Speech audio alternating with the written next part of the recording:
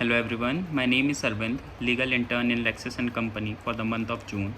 Today, the second topic on which I'm going to speak is about the Juvenile Justice Act of 2015. The increase in number of crimes committed by juveniles from age between 16 to 18 years was the main reason behind the introduction of this act. Maneka Gandhi was the reason behind introduction of this act in the parliament. This new law raises several questions. The new law is considered retributive because it contains provision for the teenagers who commit a heinous crime must be tried as adult but in juvenile court. The child found guilty of the heinous crime is sent to a safe place until the age of 21, after which he is transferred to prison. The children court ensure it. This means that the benefit of a child is not granted to the minor when found guilty of committing a heinous crime. Heinous crime include rapes, murder, etc. Many protesters criticize the new law on minor for being unconstitutional. The court noted that the Rule 4 of the United Nations Standard Minimum Rules for the Administration of Juvenile Justice in the case of Pratap Singh vs. State of Jharkhand, one had to give all its importance to the moral and psychological elements even when responsible for a crime. Many activists have raised another problem, namely that the 2015 law violates the spirit of Article 20 subclause 1 clause 1, which state that a person cannot be sentenced to a harsher sentence than that which would have been applied to him or her by the law of the country.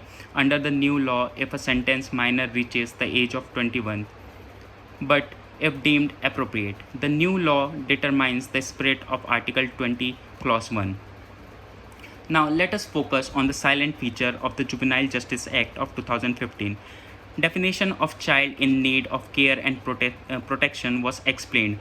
Under the new law, the definition now also includes child caught working in violation of labor law with imminent risk of marriage before reaching the legal age of the same resides with a person who has threatened or threatened to hurt, exploit, abuse, or neglect the child or to violate any other law, or whose parents or guardian are unable to care for him. The second thing is Child Welfare Committee is no longer the final authority in case of children in need of care and protection. Anyone related to child may apply to the district judge who will review and make appropriate orders as a district judge, the authority of the Child Protection Committee. The third thing is procedure for inquiry. Unlike children for whom protection reports have been received, the Child Protection Committee must now investigate any child produced before it. Orphaned and delivered children are also included in this procedure. The fourth thing is an extensive definition of adoption provided in this act. The right of the child have been recognized and a detailed definition of adoption has been provided.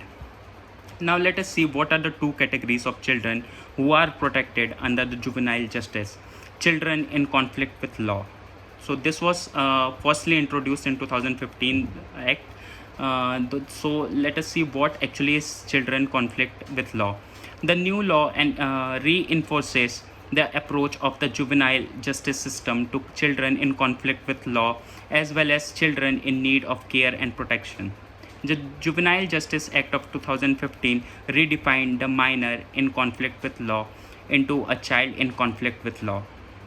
Offenses were classified as small, serious, and heinous. In the case of heinous crime, children between the age of 16 to 18 years can be tried as adult after a preliminary assessment by the Juvenile Justice Commission. Now, the second thing which brought up in this act was children in need of care and protection. Within 24 hours, a child in need of care and protection must be brought before the Child Protection Committee. The law provides for the compulsory declaration of a child separated from his guardian. Non-reporting was treated as a punishable offense.